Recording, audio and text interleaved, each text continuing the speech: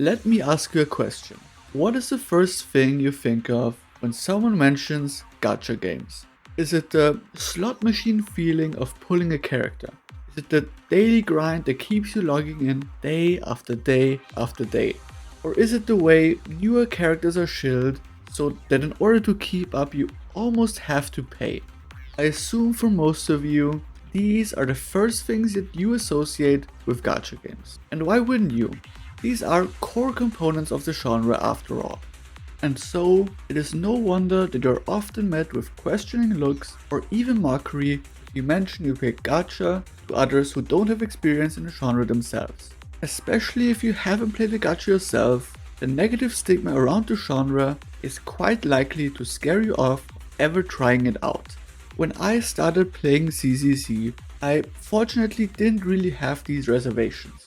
I had already played some other gacha games before, so I wasn't entirely unfamiliar with what made these games tick. But while I initially only downloaded it for the character designs, not really having any high expectations, I'm still playing the game now, over a year later, fully invested in the plot and world with no plans of stopping playing the game anytime soon.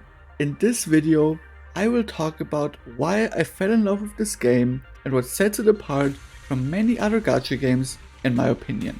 If you enjoy this type of video, make sure to subscribe and leave a like as it really helps out the channel.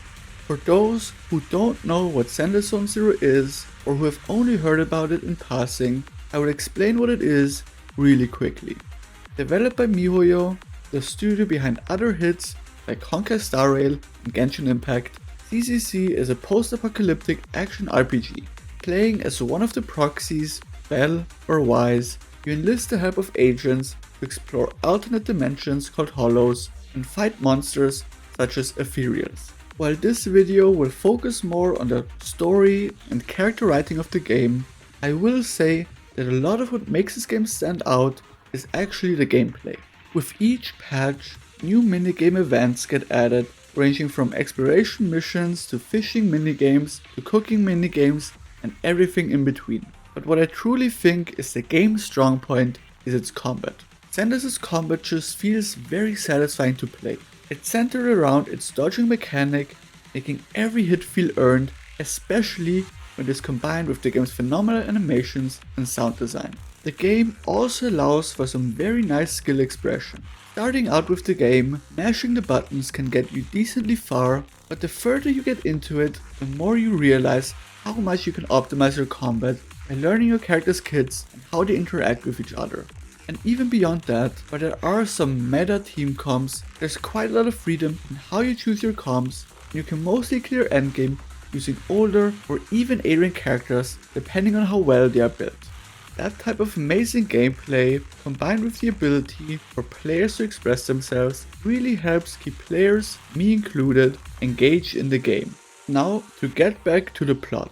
A large part of what makes the game's story so unique are the protagonists. Bell and Wise are set up as proxies who do their work from the underground, evading the law as they do so. This is important as it helps ground the characters and the setting around them. Bell and Wise aren't some sort of heroes chosen by destiny, but just some talented people trying to make ends meet and make their own way in a complicated world. That's why it's so refreshing that the early chapters don't focus on some world-ending threats, but rather them just helping out some people. As I've mentioned before, ZZZ takes place in a post-apocalyptic world, with New Eridu being the only metropolis remaining. It's a sci-fi world populated by humans, sirens, humanoids with varying levels of animal features, and intelligent constructs, robots who've become fully self-aware. Hollows are the main reason for the desolate state of the world.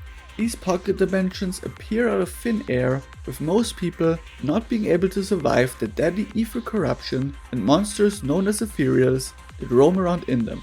While the majority of investigations in and around the Hollows are done by the so-called HIA, organization affiliated with the government, the so-called proxies take on the less glamorous jobs. Proxies, by nature, complete jobs that the HIA deem too risky or shady to take. They often work outside of the boundaries of the law, receiving jobs directly from clients or through commission brokers.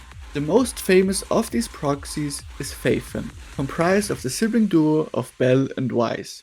Having access to the unique technology Holo Deep Dive system, a technology which lets them enter the Holo via Bamboo, and with the help of the AI assistant Fairy, they're able to complete missions most others would deem impossible, and use that ability to make connections and be friends of the most powerful people in New Erido. ZZZ's storytelling is a very episodic one in nature. Each chapter is mostly self-contained, focusing on a specific faction, with each chapter having its own unique themes and genres corresponding to the faction that is featured. This helps the story stay fresh and gives a natural reason for new characters to keep getting introduced. Maybe that's also why ZZZ feels a bit different to many other RPGs and gachas. Instead of being thrown into a large overarching plot where the player is bombarded with all kinds of different lore and terminology, ZZZ spaces information out through smaller stories, character interactions, and details you figure out while exploring the world. What also helps is that strewn throughout the more action-laden scenes and high-octane sequences are much more chill segments where just hang out with agents and relax in a beautiful world that's been built around you. Visiting shops, hanging out together in the city, and taking random side jobs not only helps with making New Erido feel alive, but also helps make you feel closer to the agents. However, while the game's storytelling structure is something I really appreciate and like, Zenless's biggest strength is its visual identity and storytelling, and that applies both to in-game sequences as well as out-of-game promo material.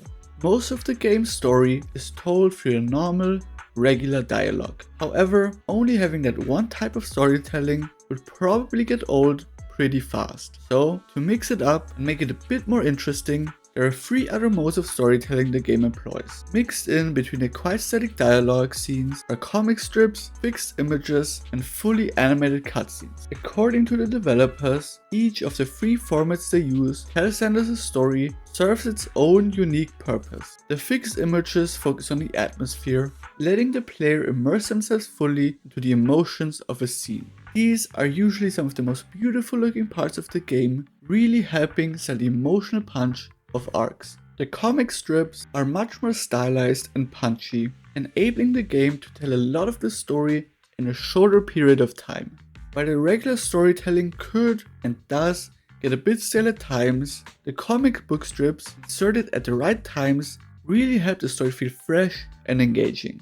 It also really helps in conveying the scale of the world, as it enables the devs to portray set pieces and scenes that would be hard to portray in a 3D cutscene due to budget and time constraints. And lastly, we have the crown jewel, the animated cutscenes. These are usually saved for the big moments of the story, be it the intense fights, major plot twists, or emotional climaxes. These are definitely the highlight of each patch, with them being so high quality you could reasonably convince me that they weren't produced for a gacha game but a full-scale anime. The way the characters are fluidly animated just fill me with delight, and they are the ones that really sold me on actually giving the game a try. But to be honest, the most visually appealing ZZZ content isn't even found within the game.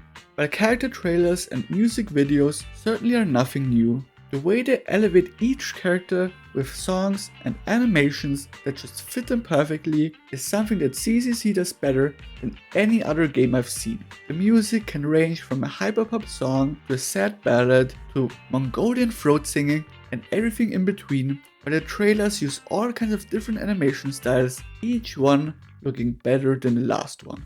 While the breathtaking visuals are certainly the thing that got me into the game, and the fast-paced, rewarding gameplay is the thing that has kept me playing the game for all this time, there's something else entirely that I would call my favorite aspect of the game. Some of the regular story patches are obviously phenomenal, and I did enjoy playing through the story of each and every one of them. But the best writing of the game is packed into the special episodes and agent stories. You see, I think the character writing is Zenless's biggest strength. Yes, there needs to be a larger overarching plot to some degree, and it should progress each patch to keep the story flowing. But that overarching plot isn't why me and many others fell in love with the game's story. There's a reason why many of the highly regarded story arcs don't really contribute that much to the larger narrative, instead focusing on the characters and their growth and relationships with each other. Many of the agent stories are phenomenal, but there are two in particular I want to highlight. Obviously, each agent story has their own vibe and feel to them. Some are more focused on the humor, some just very chill and relaxed, with the player just being able to enjoy the character interactions. But the two I want to highlight are definitely on the darker side. While playing the game, it can sometimes be overlooked that this is a world filled with tragedy and loss. And while the game's overall vibe is quite positive and happy, the game being able to handle some serious topics with poise and grace is another thing I really appreciate about it. The first agent story I want to talk about is Harumasa's, a name written in water, which is, for all intents and purposes, the single best written piece of content ZZZ has produced. When Harumasa first appeared, I did like him. I thought he was a pretty funny character, him being lazy and wanting to skip work made him quite relatable. But to be honest, in comparison to the other members of his faction, Faction 6, he didn't particularly stand out. His trailer did hint at some of the darker secrets Harumasa hides, but not having watched it before playing the story, I was thoroughly impressed by how earnestly they handled the topic of terminal illness without patronizing the character experiencing it. The way the story is structured is just perfect, with hints about Harumasa's condition appearing throughout, but letting the players find out about it themselves, and having the kid's stories be a parallel to his own makes the emotional punch hit even harder. All of this is supported by some phenomenal voice acting and a fantastical musical score. And to top it all off, there were even some tweaks to the usual exploration gameplay that is only present in this chapter, utilizing Harumasa's unique ability. The second agent story I want to talk about is Seeds. To properly talk about it, I first need to explain a bit of the controversy the character has had leading up to its release. Seeds' first few teasers all depicted a giant mech, which a lot of people were really excited for. Up until that point, ZZZ hasn't really had anything even resembling that type of character. What we got instead was a cute girl depicting the developer's barely disguised foot fetish, with the promised robot only featuring on screen for a fraction of the character's gameplay. Due to this bait and switch marketing, the bad reception of the character by people, including myself, was understandable. Her agent story, however, managed to turn a character I didn't really care for all that much into one of my favorites. It was a deeply personal story about personal growth and her accepting and learning to live with the loss of her father figure. I am not one to cry easily at games, but the end of her story generally had me tearing up. And this summarizes one of the biggest strengths ZZZ has as a game. While most designs are very good, no one is going to like every single one of them. But ZZZ has a way of getting you invested in characters, be it via the in-game story, main plot, agent story, or the promo material, MV and trailer, so much so that you can't help but want to pull every new character they release. By now, it should be no secret that I love Zenless. There is a reason that out of all the gacha games I've tried, this is the one I've played every single day since the day I downloaded it, never even considering quitting the game. Part of it is certainly due to the very relaxed nature of the dailies. On days you just don't really feel like playing the game, you can just log in, get your dailies done in less than 5 minutes and log off again. Due to that, there's virtually no risk of you burning out on the game. But that's just the surface level stuff. Zenless, especially Season 1, has a really strong and clear identity and knows what it wants to be and what kind of stories it wants to tell. The game is fun to play, fun to look at, fun to listen to in all regards. Even simple scenes and seemingly unimportant arcs are made interesting and memorable simply because of the superb presentation that accompanies it. Overall, New Eridu is just an amazing setting, and each new location that gets added adds a fresh perspective onto it. However, while you might think I perceive ZZZ as flawless just from the way I talk about the game in this video, that isn't really true. Sure, I do love the game and the positives far outweigh the negatives, but there are negatives and I feel like I would be doing you a disservice if I didn't mention them. While ZZZ, especially in the beginning, did have a very strong identity, some of that identity has gotten lost over time. Season 2 became a much more standard gacha, especially when it comes to the story. I wouldn't necessarily call it bad, but I do think it lost some of its charm. Instead of being the underground proxies that run from the law and can't intervene in battles themselves, underground part of their character has all but vanished, and the proxies now even have special powers themselves. And while the story in the last few chapters, especially from 2.6 to 2.8, has been picking up form, there were a few chapters throughout the season that saw a noticeable dip in quality, featuring less comic panels, less cutscenes, and overall just being less engaging. Now, there might be a few reasons for this. A cynic might say that this is just what happens to these types of games. After they lure in a big enough audience with an initially good and well thought out world and plot, they can then cash in on their audience even with a less polished product. But I don't think that is what is happening here, as there might be a different reason altogether.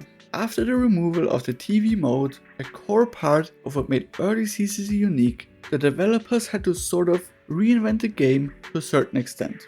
Now, I'm not saying they shouldn't have removed it, as the criticism about it being very slow paced and feeling sort of clunky was justified, but I think it did lead to the dev team having to put more focus on finding new mechanics as opposed to focusing on a story. There's also something to be said about the setting of Season 2, Phallium Heights just being somewhat less interesting than Season 1 settings. I don't hate it by any means, but there was just something so unique about places like 6th Street and Lumina Square that Phallium Heights just doesn't capture in my opinion. Zenless has been one of my favorite games for the past year, and a mainstay in my life over that period. I have my gripes with the game, and I think it is far from perfect, but even taking all that into account, I still think Zenless Zone Zero is one of the most compelling gacha games currently on the market. Not because it's perfect, not because it reinvents every aspect of the genre, but because it understands what makes people emotionally connect with a world and its characters. At its best, ZZZ isn't just trying to sell you the next flashy character banner, it's trying to make you care about the people living in New Eridu. Care about the struggles they go through, the relationships they build, the little moments they share with each other.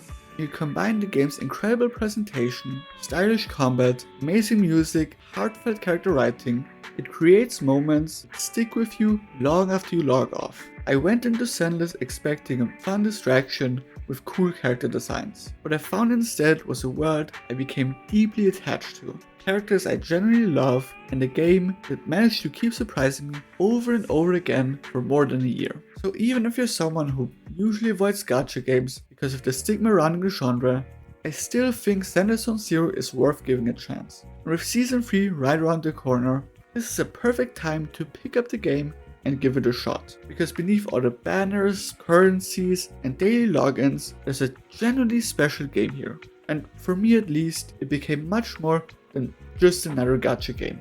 Thanks for watching.